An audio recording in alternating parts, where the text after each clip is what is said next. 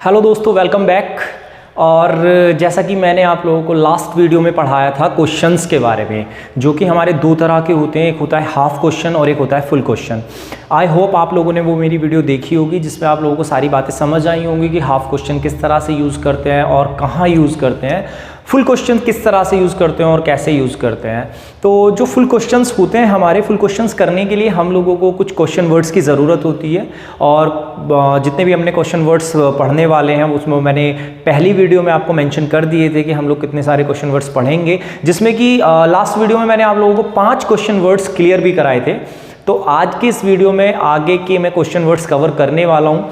तो चलिए फिर जल्दी से बिना समय गंवाए इस वीडियो को स्टार्ट करते हैं। और आप लोगों से एक छोटी सी रिक्वेस्ट है कि आप लोग वीडियो को पूरा देखिए, क्योंकि अगर आप वीडियो को स्किप करेंगे या पूरा नहीं देखेंगे तो हो सकता है जिस क्वेश्चन वर्ड में आपको प्रॉब्लम है वो छूट जाए, क्योंकि मैं आपको बहुत ही डिटेल में आपको बताने वाला हूँ कि किस क्वेश्चन वर्ड को कैसे यूज़ करना होता है और कहाँ यूज़ करना होता है। तो लास्ट वीडियो में जो मैंने आपको कवर किए थे, जल्दी से एक बार मैं आपको रिपीट करा देता हूँ। हम लोगों ने लास्ट वीडियो में कवर किया था वाई को, वेयर को, व्हेन को, हाउ को और व्हाट को।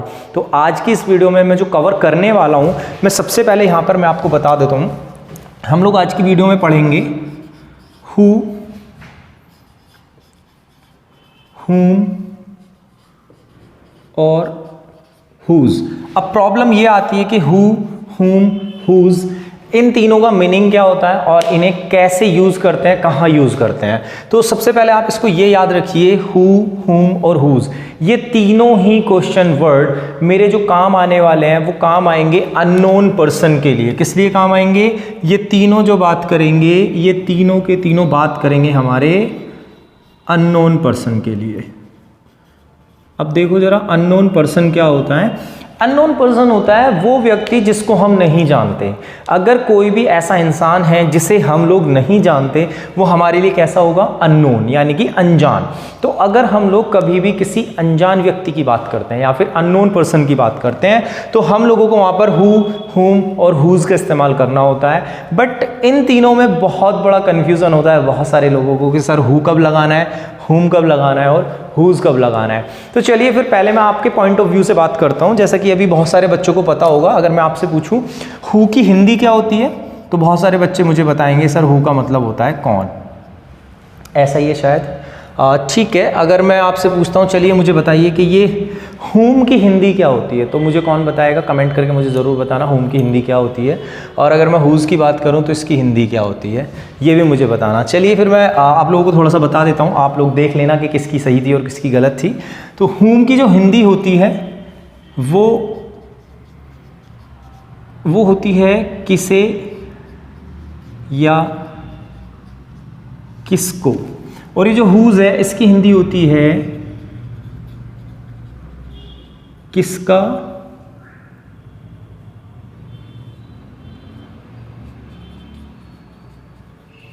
किसकी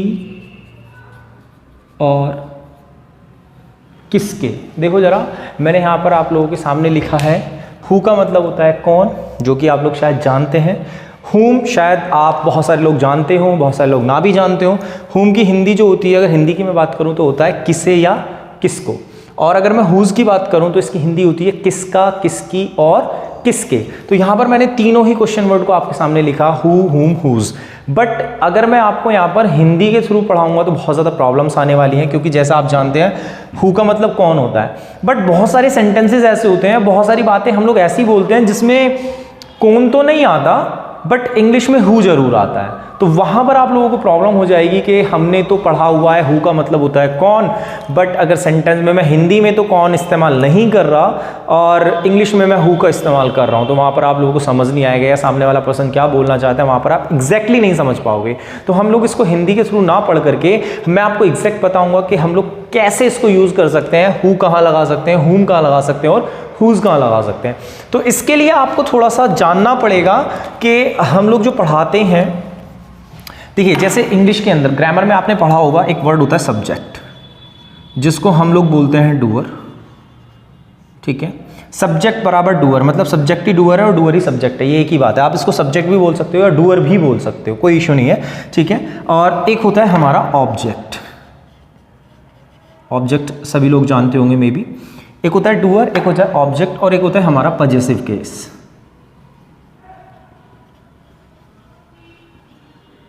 अब ये डूअर या सब्जेक्ट शायद आप लोग जानते हैं, ऑब्जेक्ट शायद आप लोग जानते हैं, और नहीं जानते तो मुझे आप कमेंट करके बता सकते हैं। मैं इस पर भी एक सेपरेट वीडियो आप लोगों के लिए बना दूंगा, बिल्कुल अलग से इस पर वीडियो बना दूंगा कि डूअर क्या होता है, ऑब्जेक्ट क्या होता है और ये पजेसिव केस क्या होता है।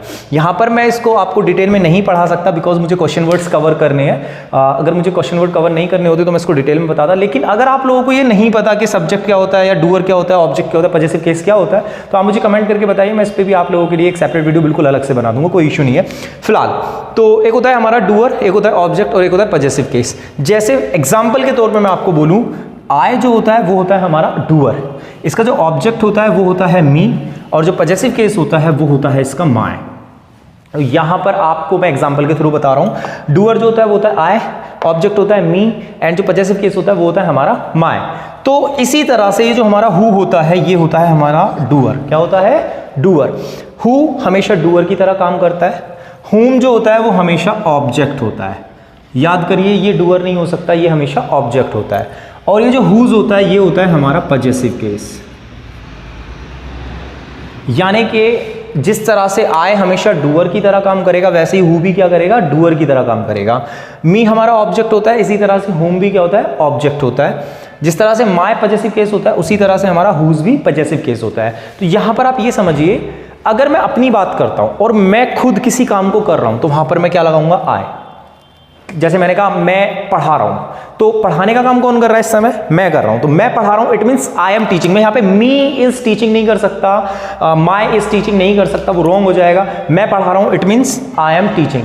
इसी तरह से अगर मैं किसी अननोन पर्सन की बात कर रहा हूं जो कि काम को कर रहा है, समझ लो बात को, कोई अनजान व्यक्ति अगर काम को कर रहा है, कोई भी अनजान व्यक्ति जिसे आप नहीं जानते वो अगर कोई भी काम कर रहा है तो वहां पर आप लगाओगे हु। जैसे सपोज दैट मैंने बोला शोर कौन मचा रहा है, शोर कौन मचा रहा है, इट मींस जो शोर मचा रहा है उस इंसान को मैं नहीं जानता, वो मेरे लिए अननोन है, बट वो शोर मचाने का काम कर रहा है। तो वो क्या हो गया? मेरा अनजान व्यक्ति कौन हो गया? डूअर। वो ऑब्जेक्ट नहीं है, पजेसिव केस नहीं है, वो होगा मेरे लिए डूअर। तो यहां पर मैं जो बोलूंगा शोर कौन मचा रहा है, it means who is making a noise या फिर हु इज शाउटिंग। तो शोर कौन मचा रहा है, इट मींस, आई होप आप लोगों को समझ आ रहा होगा हु हमें कब लगाना है। जरूरी नहीं है सिर्फ कौन ही होता है। जैसे मैंने पूछा खाना किसने बनाया था, खाना किसने बनाया था, इट मींस जिसने खाना बनाया है उस इंसान को मैं नहीं जानता, वो मेरे लिए अननोन पर्सन हो गया। अब खाना किसने बनाया था, तो यहां पे खाना बनाने का जो काम किया है वो किसी अनजान व्यक्ति ने किया है। अनजान व्यक्ति कौन होगा मेरे लिए? यहां पे फिर से हुई हु, यानी कि मैंने हिंदी में नहीं बोला कौन, मैंने बोला किसने बनाया था। तो जरूरी नहीं है कि आप लोग हिंदी में हमेशा कौन ही बोलोगे तभी हु आएगा, ऐसा बिल्कुल नहीं है। आप लोगों को इसका पैटर्न समझना है। जब हम लोग अननोन व्यक्ति की बात करते हैं, अनजान पर्सन की बात करते हैं और वो काम को कर रहा है यानी कि वो ही हमारा डूअर है, इट मीन्स हम लोगों को हु लगाना है। आई होप ये समझ आ रहा होगा। एग्जाम्पल के थ्रू मैं अभी समझाऊंगा, पहले आप इसको थोड़ा सा वैसे समझ लीजिए। अब बात करूं अगर मैं ऑब्जेक्ट की, तो हुम जो होता है वो हमेशा ऑब्जेक्ट की तरह काम करता है। अब ऑब्जेक्ट की तरह जैसे अगर मैं जहां पर आई लगाऊंगा वहां पर मुझे हु लगाना है, जहां पर मैं मी लगाऊंगा वहां मुझे हुम लगाना पड़ेगा। इट मीन्स वहां पर मैं हु नहीं लगा सकता, हुम लगाना पड़ेगा अगर मैं किसी ऑब्जेक्ट की बात करता हूं, ठीक है। और जो मेरा पजेसिव केस होगा वो मैं हुज लगाऊंगा वहां पर। अब पजेसिव केस को अगर मैं आपको समझाऊं तो पजेसिव केस होता है जिस चीज के ऊपर हमारा हक होता है ना। ये जो पजेसिव वर्ड है एक्चुअली ये वर्ड बना है हमारे पजेशन से। पजेशन का मतलब होता है कब्जा या अधिकार या हक। तो किसी चीज पर अगर हमारा अधिकार होता है, हमारा हक होता है, हमारा कब्जा होता है, तो उसको हम लोग पजेसिव केस से बोलते हैं, जिस पर हमारा पजेशन होता है, ठीक है। जैसे मैंने कहा मेरा पेन, तो मेरा पेन इट मीन्स ये पेन जो है इस पर मेरा हक है, मेरा अधिकार है। तो इसको मेरा पेन अगर मैं बोलना चाहूंगा तो क्या बोलूंगा? आई पेन, मी पेन या माई पेन? सिंपली मैं बोलूंगा माई पेन। इसी तरह से अगर मैं बोलूंगा मेरा मोबाइल तो यानी कि माई मोबाइल। अगर मैं बोलना चाहता हूं रवि का मोबाइल, तो अब इस पर जो हक है वो मेरा नहीं है, वो किसका हो गया? रवि का। तो रवि का मोबाइल यानी कि मैं उसके हक की बात कर रहा हूं, यहां पर मुझे बोलना पड़ेगा रवीज मोबाइल या फिर मोबाइल ऑफ रवि, ठीक है। इसी तरह से अगर किसी अनजान व्यक्ति का कोई भी सामान है जिसका हमें नहीं पता, जैसे सपोज दैट मैंने बोला ये बुक किसकी है, ये बुक किसकी है। अब ये जो बुक है वो है तो किसी ना किसी की, बट मुझे नहीं पता। अब जिसका उस पे हक है उस व्यक्ति को मैं नहीं जानता, मतलब वो मेरे लिए अननोन पर्सन हो गया। बट यहां पर जो मैं बात कर रहा हूं वो अननोन पर्सन के पोजेशन यानी कि अधिकार यानी कि कब्जे की बात कर रहा हूं, उसके हक की बात कर रहा हूं। तो जहां पर भी मैं हक की बात करूंगा वो मुझे हमेशा पॉजेसिव केस से करना पड़ेगा। इसके लिए मैं आपको अलग से वीडियो जरूर बना करके दूंगा जिससे कि आपको डिटेल में सारी चीजें क्लियर हो जाएंगी, ठीक है।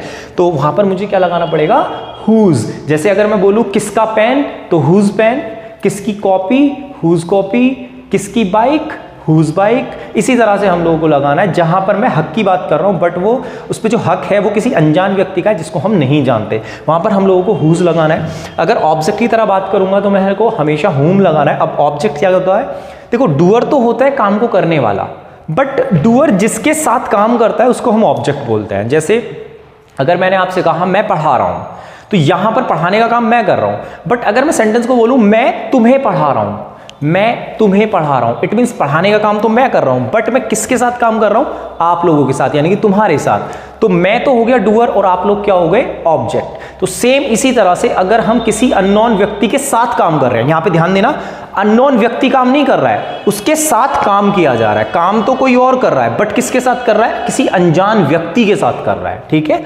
जैसे अगर मैं आपसे बोलूं तुम किसे पढ़ा रहे हो, तुम किसे पढ़ा रहे हो, इट मींस पढ़ाने का काम कौन कर रहा है, तुम, यू। यहां पे डूअर जो होगा वो यू होगा, तुम किसे पढ़ा रहे हो। बट जिसको आप पढ़ा रहे हो वो कौन है, वो कोई अनजान व्यक्ति है जिसको हम नहीं जानते। इट मींस यहां पर हमें क्या लगाना पड़ेगा, हु, हुम या हुज। आई होप आपको समझ आ गया होगा। यहां पे हमेशा क्या लगेगा, हुम। क्यों, क्योंकि पढ़ाने का काम तो यू कर रहा है बट वो किसको कर रहा है, किसी अनजान व्यक्ति को, यानी कि काम करने वाला जो है वो यू है बट जिसके साथ काम कर रहा है वो ऑब्जेक्ट है, और ऑब्जेक्ट अगर अननोन व्यक्ति होगा हमेशा तो वो हुम होता है। आई होप ये समझ आ गया होगा आपको। चलिए मैं थोड़ा सा आप लोगों को एग्जाम्पल के थ्रू अब समझा देता हूं। हुम अगर आप हिंदी में ही याद करना चाहते हैं तो आपको यहाँ पे हिंदी में दो वर्ड याद करने हैं। हु का मतलब कौन हो सकता है या किसने हो सकता है, फिर आपको ये भी याद करना पड़ेगा। बट मैं आपको चाहता हूं कि आप लोग इसकी हिंदी ना करके आप इसको ऐसे याद करें, अगर मेरा अनजान व्यक्ति कोई भी काम कर रहा है इट मीन्स वो हु होगा, अगर किसी अनजान व्यक्ति के साथ काम हो रहा है इट मीन्स वो हुम होगा, और अगर किसी अनजान व्यक्ति के हक की बात की जा रही है तो वो हुज होगा। ये ज़्यादा आसान है आप लोगों के लिए, आपको हिंदी से याद करने की ज़रूरत नहीं पड़ेगी। फिर भी अगर आप चाहते हैं हिंदी से याद करना तो आप याद कर सकते हैं। हु मीन्स कौन या किसने, हुम का मतलब किसे या किसको, और हुज का मतलब किसका, किसकी, किसके। तो थोड़े से मैं आप लोगों के सामने एग्जांपल लेकर के आऊँगा हु के, हुम के और हुज को। ध्यान से आप लोग देखेंगे कैसे। तो मैं आप लोगों के सामने यहाँ पे थोड़े से एग्जांपल्स दिखाऊंगा कि किस तरह से हम लोग हु को यूज़ करेंगे, किस तरह से हुम को यूज़ करेंगे, किस तरह से हुज को यूज़ करेंगे। यहाँ पर आप लोगों को एक बात बहुत ध्यान में रखनी है हमेशा। देखिए जब भी हम लोग किसी सेंटेंस को बनाते हैं, किसी भी वाक्य को अगर आप बनाते हैं तो वहाँ पर ग्रामर में एक रूल होता है कि हमें हमेशा सबसे पहले जो लगाना पड़ता है वो क्या लगाते हैं, आप लोगों को अगर याद होगा सबसे पहले हम लोग लगाते हैं सब्जेक्ट, जिसको हम लोग अपनी लैंग्वेज में डूअर भी बोल सकते हैं। तो आप डूअर बोलिए, सब्जेक्ट बोलिए। देन उसके बाद लगाते हैं हम टाइम वर्ड, या फिर इसको ग्रामर में हेल्पिंग वर्ब भी बोलते हैं, ठीक है। एंड देन उसके बाद हम लोग लगाते हैं एक्शन, जिसको हम लोग ग्रामर में क्या बोलते हैं, मेन वर्ब, ठीक है। और उसके बाद क्या लगाते हैं हम लोग, ऑब्जेक्ट। तो यहाँ पर मैं आपको ये चीज़ दिखाना चाहता हूँ कि ऑब्जेक्ट की जो जगह होती है सेंटेंस में वो कहाँ पर होती है, एक्शन के बाद में। ध्यान से देखना जरा, सबसे पहले doer, then time word, then action, और उसके बाद क्या लगाते हैं, ऑब्जेक्ट, ठीक है। बट आपको इस केस में क्या करना है, देखिए जरा, ये जो हुम है ये भी एक तरह से क्या है, ऑब्जेक्ट। हु क्या है, डूअर, हुम क्या है, ऑब्जेक्ट, और हुज क्या है, पॉजेसिव केस। अभी मैंने आपको मेंशन किया था, अभी मैंने आपको बताया था, ठीक है। बट ये जो हुम होता है ये ऑब्जेक्ट है, तो ऑब्जेक्ट की जो सेंटेंस में जगह होनी चाहिए, अगर मैं रूल के अकॉर्डिंग जाऊं तो वो यहाँ पे होनी चाहिए, इट मीन्स एक्शन के बाद में। बट ये हुम जो है वो हमारा ऑब्जेक्ट तो है, कोई इशू नहीं है, बट ये ऑब्जेक्ट होने के साथ साथ क्या है, एक क्वेश्चन वर्ड। क्या है ये, क्वेश्चन वर्ड। तो ये भी ध्यान रखना है, हुम जो है वो हमारा ऑब्जेक्ट तो है बट वो साथ में क्या है, क्वेश्चन वर्ड, और कोई भी क्वेश्चन वर्ड कभी भी सेंटेंस के लास्ट में नहीं आ सकता। हम लोग हमेशा जो क्वेश्चन वर्ड का यूज करेंगे वो सेंटेंस के स्टार्टिंग में करेंगे, यानी कि जो हमारा सेंटेंस स्टार्ट होगा वो हमारा सेंटेंस क्वेश्चन वर्ड से ही स्टार्ट होगा। तो ये आपको हमेशा ध्यान रखना है। आप लोगों को whom को लास्ट में नहीं लगाना है, आप लगा नहीं सकते, बिकॉज ये क्या है, ऑब्जेक्ट होने के साथ साथ एक क्वेश्चन वर्ड भी है, और क्वेश्चन वर्ड हमेशा कहाँ आता है, हमेशा स्टार्टिंग में आता है। तो चलिए फिर मैं थोड़ा सा एग्जांपल के थ्रू आपको समझाता हूँ। जैसे मैं सबसे पहले हु का एग्जांपल देता हूँ। मैंने आपसे यहाँ पे बोला तुम्हें इंग्लिश कौन पढ़ा रहा है, तुम्हें इंग्लिश कौन पढ़ा रहा है। अब यहाँ पे ध्यान दीजिए जरा, बहुत सारे लोगों को कंफ्यूजन हो सकता है कि सर यहाँ पे तो डूअर हमारा यू है, बट नहीं, मैंने कहा तुम्हें इंग्लिश कौन पढ़ा रहा है, यानी कि पढ़ाने का जो काम कर रहा है वो कोई अनजान व्यक्ति कर रहा है जिसको हम नहीं जानते। अगर कभी भी अनजान व्यक्ति काम को करेगा तो वो हमारा डूअर कहलाएगा, वो ऑब्जेक्ट नहीं होगा, ठीक है। तो तुम्हें इंग्लिश कौन पढ़ा रहा है, इट मीन्स जो हमारा सेंटेंस बनेगा वो क्या बनेगा, हु इज टीचिंग, और फिर उसके बाद ऑब्जेक्ट यानी कि you, who is teaching you English. ये हमारा क्वेश्चन बना, who is teaching you English, तुम्हें इंग्लिश कौन पढ़ा रहा है। आई होप कि आप लोगों को समझ आ रहा होगा। तो यहां पर मैंने जो यूज किया है वो किया है हु का, बिकॉज ये यहां पर डूअर का काम कर रहा है। इसी तरह से कोई और एग्जाम्पल भी ले सकते हैं। मैंने कहा तुम्हारे घर खाना कौन बनाता है, तुम्हारे घर खाना कौन बनाता है, तो इसका क्वेश्चन क्या बनेगा, इट मीन्स हु, ठीक है। अब कौन बनाता है, यानी कि जो सेंटेंस है वो हमारा डू डज का है, सभी को पता है। अब यहाँ पर जो हु के साथ लगाना है वो डू लगाना है, डज लगाना है, वो आप लोगों को सेंटेंस सुनते ही पता चल जाता है। तुम्हारे घर खाना कौन बनाता है, इट मीन्स यहाँ पर मैं सिंगल पर्सन की बात कर रहा हूँ, तो यहाँ पे क्या लगाना पड़ेगा हम लोगों को, डज, और डज को क्या करते हैं, हाइड करते हैं। यहाँ पे ध्यान रखना है, हु के साथ हम डू डज को नहीं बोल सकते, ये याद रखना है। कभी आप बोलो who does prepare the food, वो गलत हो जाएगा। हु के साथ टू डज डिड को बोला नहीं जा सकता, हमेशा आप क्या करोगे, उसको हाइड करोगे। ये बात नोट कर लेना, डू डज को हम लोग नहीं बोल सकते, डू डज और डिड इनको बोला नहीं जाएगा, हाइड करना है। ये क्या करना है, हाइड, हमेशा हाइड करना है। तो हु के बाद में मैंने डज को हाइड किया, और बनाने के लिए क्या आता है, मेक, और मेक में क्या लगा दिया, एस, इट मीन्स मैंने डज को क्या किया, हाइड किया। यहाँ पे जो टाइम वर्ड है वो डज है, ठीक है। Who makes the food at your home, who makes the food at your home, तुम्हारे घर खाना कौन बनाता है। अब इसके अगर आंसर की मैं बात करूं तो वो बहुत इजी हो सकता है, आप लोग मुझे आंसर करके बताएंगे आप लोगों के घर पे खाना कौन बनाता है, और who is teaching you English, तुम्हें इंग्लिश कौन पढ़ा रहा है, ठीक है। जो इसका जो भी आंसर हो सकता है वो आप अपने अकॉर्डिंग करके मुझे बताएंगे कि आपको इंग्लिश कौन पढ़ा रहा है और आपके घर पे खाना कौन बनाता है। इसी तरह से अगर कोई भी और क्वेश्चन आपके मन में आता है जहां पर आप पूछना चाहते हैं कि ये काम कौन करता है, वो कोई भी काम हो सकता है और वो कोई इंसान कोई भी हो सकता है जिस काम को वो करता है, तो वहां पर आप लोगों को जो हमेशा क्वेश्चन बनाना है वो किससे बनेगा, आपका हु से बनेगा। जैसे मैंने कहा कपड़े कौन धोता है, और मे बी दिल्ली कौन जाएगा, और मे बी मैंने कहा टीवी कौन देख रहा था। तो यहां पर कोई भी अनजान व्यक्ति अगर किसी काम को कर रहा था, इट मीन्स हमें क्या लगाना है, हु लगाना है, ठीक है। चलिए मैं एक एग्जांपल और दे देता हूं आपको पास्ट का। जैसे मैंने आपसे पूछा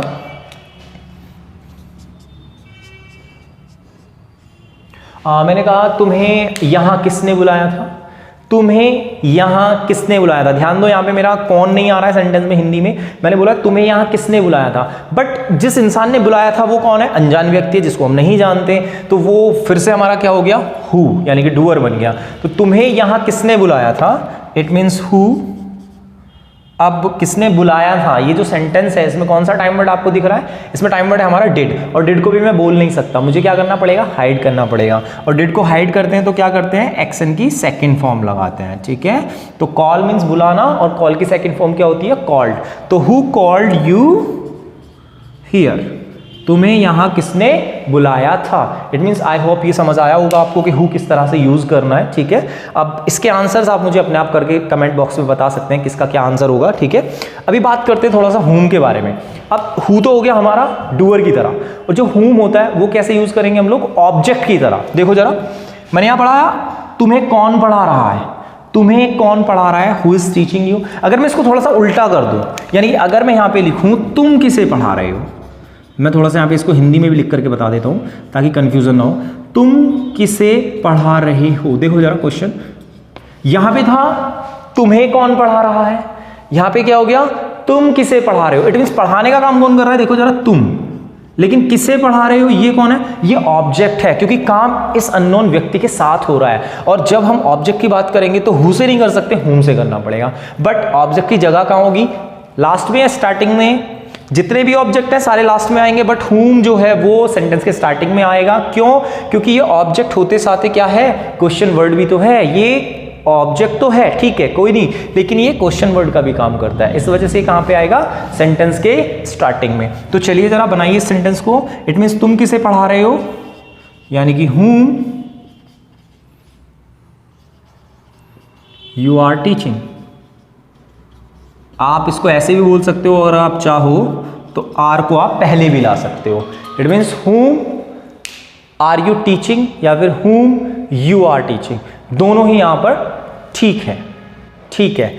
अब इसी तरह से मैंने कहा तुम किसे पढ़ाना चाहते हो, तुम किसे पढ़ाना चाहते हो। यहाँ पे मैंने थोड़ा सा सेंटेंस को चेंज कर दिया है। तुम किसे पढ़ाना चाहते हो, इसका क्या आंसर होगा, वो क्या होगा, मुझे जल्दी से आप लोग कमेंट बॉक्स में बताइए, उसके बाद मैं थोड़ा सा आगे चलाता हूँ। मुझे इसका आंसर आप लोग करके बताएंगे, तुम किसे पढ़ाना चाहते हो, ठीक है। मैं थोड़ा सा नेक्स्ट लेकर के चलता हूँ। फिर से दूसरा एक एग्जाम्पल लेते हैं। मैंने यहाँ पे लिखा वह किसे पीट रहा था, वह किसे पीट रहा था। इट मीन्स पीटने का काम कौन कर रहा है, वह। बट किसे पीट रहा था वो कौन है, कोई अनजान व्यक्ति जिसको हम फिर से नहीं जानते। तो वह किसे पीट रहा था, दोबारा देखेंगे क्या बनेगा। It means whom was he beating। आप चाहो तो इसको डूअर के बाद में भी बोल सकते हो, whom he was beating या फिर whom was he beating, वह किसे पीट रहा था। आई होप आपको who और whom दोनों समझ आए होंगे कि who जो होता है वो हमेशा डूअर की तरह यूज किया जाएगा, और ये जो whom होता है वो हमेशा ऑब्जेक्ट की तरह यूज किया जाता है, ठीक है। अब अगर मैं बात करूं whose की, तो whose जो होता है वो केवल और केवल हमारा हक की बात करेगा, यानी कि हमारे पोजीशन की बात करता है। तो अगर मैं आपसे बोलता हूं कि यह पेन किसका है, अब मुझे नहीं पता ये पेन किसका है, ठीक है, इस पे किसका हक है, यानी कि यहाँ हक की बात हो रही है, बट किसी अनजान व्यक्ति का हक है जिसको मेरे को नहीं पता कि किसका हक है इसके ऊपर, ठीक है। तो अगर मैं सेंटेंस को बोलता हूँ यह पेन किसका है, तो सिंपली क्वेश्चन क्या बनेगा हमारा, यानी कि whose pen is this. Question क्या हुआ, whose पेन इज दिस, यह पेन किसका है। देखो whose पेन यानी कि किसका पेन, इज दिस यह है, whose पेन इज दिस, यह पेन किसका है। इसी तरह से तुम किसकी बाइक चला रहे हो, तुम किसकी बाइक चला रहे हो। इट मीन्स बाइक जो है वो किसी अननोन व्यक्ति की है जिसका हमें नहीं पता। तो तुम किसकी बाइक चला रहे हो कैसे बोलोगे, इट मीन्स whose बाइक, और तुम चला रहे हो are you riding, are you riding, तुम किसकी बाइक चला रहे हो। ऐसे ही अगर मैं आपसे बोलूं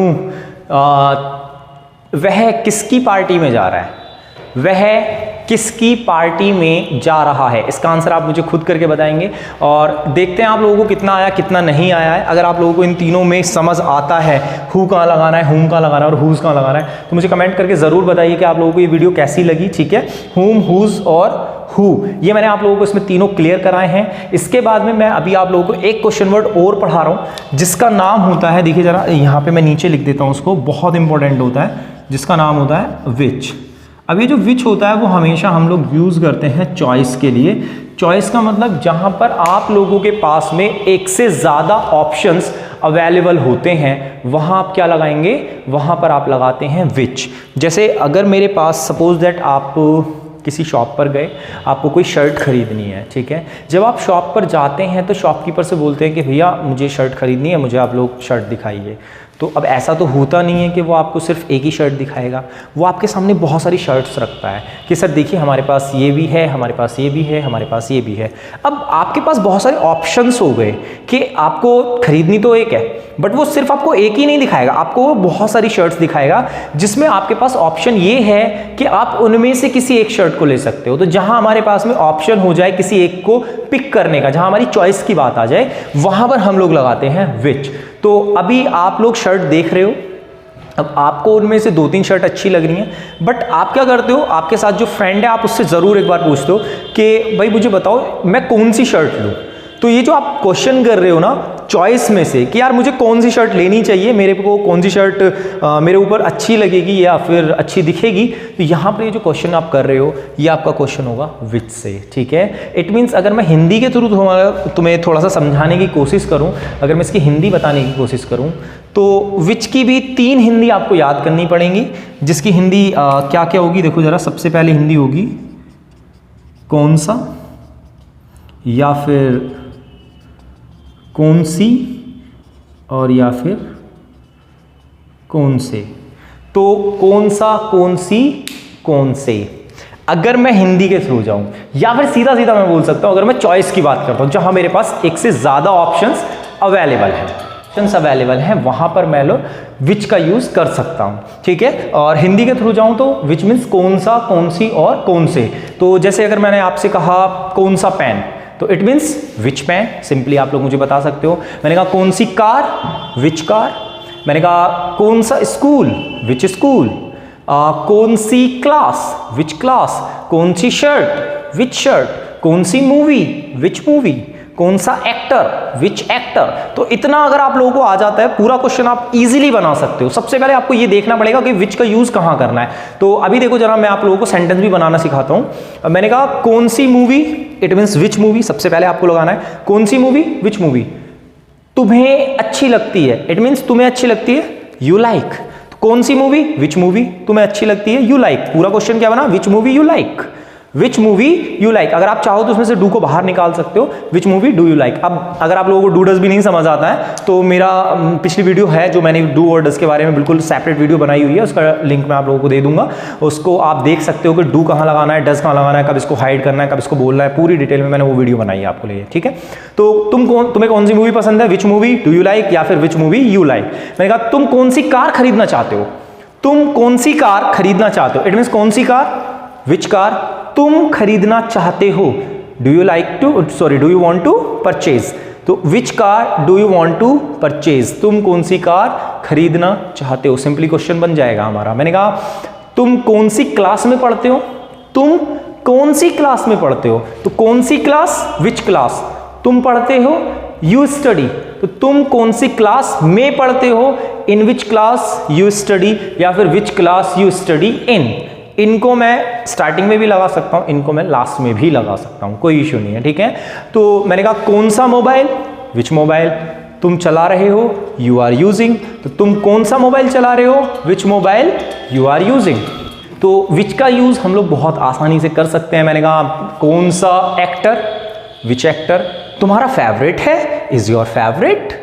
तुम्हारा फेवरेट एक्टर कौन सा है, यानी कि which actor is your favourite. तो सेंटेंसेस बहुत आसान हो जाता है अगर हम लोगों को क्वेश्चन वर्ड्स का यूज करना आ जाए कि हम लोगों को कौन सा क्वेश्चन वर्ड कहाँ लगाना है। तो आई होप ये आप लोगों को समझ आया होगा।